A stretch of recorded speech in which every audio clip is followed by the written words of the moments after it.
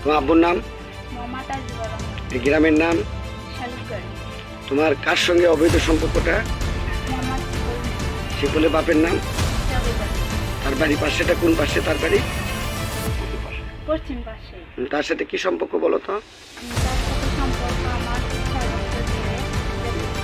সে আমাকে বলে আমি বিয়ে করবে বিয়ে করবে বিয়ে করবে, আজকে বলে কালকে বিয়ে করবে কালকে বলে পরশুদিন বিয়ে করবে। এই বিয়ে করার কথা বলা করে 6 বছর আমার জীবনটা ও ধ্বংস করে দিয়েছে। কিভাবে নিল তোমার বিয়ে করা বলো? মানে তুমি কি প্রস্তাব দিতে তোমার?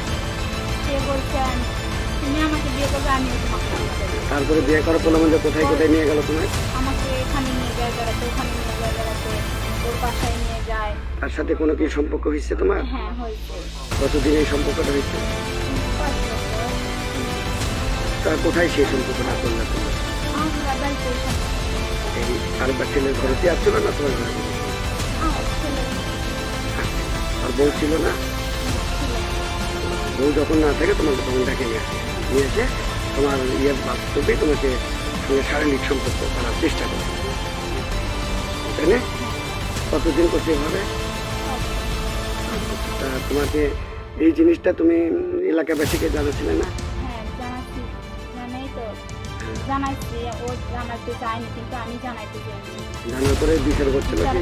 বিচারপতিরা বলছিল তারা বিবাহ দেওয়ারও সম্মতি দিয়েছে, সব কিছু ঠিকঠাক হয়ে গেছে, বিবাহ হবে। তার উপলক্ষে সে আমাকে রেখে ও চলে পালায়ে চলে যায়। কিভাবে গেল? কে নিয়ে গেল তাদেরকে? নেপালতলি যুবতীরা নাম কি নাম? সিলভার মিস্ত্রি তাকে উঠায় নিয়ে চলে যায়। কিসের লোকে গেল? তার পরবর্তীতে করে দিলে পরে তিনি ওর একটা গরু ছিল, সে গরুটাও বেঁচে টাকা পয়সা নিয়ে চলে যায়।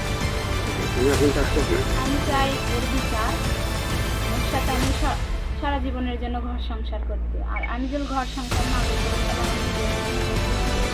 এটাই চাই না? এটা পুলিশ প্রশাসন কি আসছিল? পুলিশ কি বলে? তার সম্মতি কিছু করে না। তুমি এখন চাই না আসছে, তাই না?